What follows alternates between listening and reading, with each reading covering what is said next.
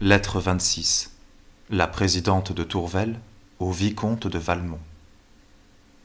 Sûrement, monsieur, vous n'auriez eu aucune lettre de moi si ma sotte conduite d'hier au soir ne me forçait d'entrer aujourd'hui en explication avec vous. Oui, j'ai pleuré, je l'avoue. Peut-être aussi les 2 mots que vous me citez avec tant de soin me sont-ils échappés. Larmes et paroles, vous avez tout remarqué, il faut donc vous expliquer tout. Accoutumé à n'inspirer que des sentiments honnêtes, à n'entendre que des discours que je puis écouter sans rougir, à jouir par conséquent d'une sécurité que j'ose dire que je mérite. Je ne sais ni dissimuler, ni combattre les impressions que j'éprouve. L'étonnement et l'embarras où m'a jeté votre procédé, je ne sais quelle crainte inspirée par une situation qui n'eût jamais dû être faite pour moi, peut-être l'idée révoltante de me voir confondu avec des femmes que vous méprisez et traitées aussi légèrement qu'elles, toutes ces causes réunies ont provoqué mes larmes et ont pu me faire dire, avec raison, je crois, que j'étais malheureuse. Cette expression que vous trouvez si forte serait sûrement beaucoup trop faible encore si mes pleurs et mes discours avaient eu un autre motif, si, au lieu de désapprouver des sentiments qui doivent m'offenser, j'avais pu craindre de les partager. Non, monsieur, je n'ai pas cette crainte. Si je l'avais, je fuirais à 100 lieues de vous. J'irais pleurer dans un désert le malheur de vous avoir connu. Peut-être même, malgré la certitude où je suis de ne vous point aimer, de ne vous aimer jamais, peut-être aurais-je mieux fait de suivre les conseils de mes amis, de ne pas vous laisser approcher de moi.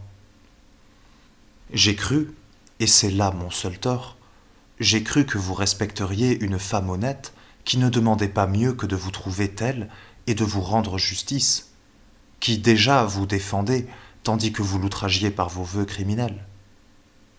Vous ne me connaissez pas. Non, monsieur, vous ne me connaissez pas. Sans cela, vous n'auriez pas cru vous faire un droit de vos torts. Parce que vous m'avez tenu des discours que je ne devais pas entendre, vous ne vous seriez pas cru autorisé à m'écrire une lettre que je ne devais pas lire. Et vous me demandez de guider vos démarches, de dicter vos discours. Eh bien, monsieur, le silence et l'oubli. Voilà les conseils qu'il me convient de vous donner, comme à vous de les suivre. Alors, vous aurez en effet des droits à mon indulgence. Il ne tiendrait qu'à vous d'en obtenir même à ma reconnaissance. Mais non, je ne ferai point une demande à celui qui ne m'a point respecté. Je ne donnerai point une marque de confiance à celui qui a abusé de ma sécurité.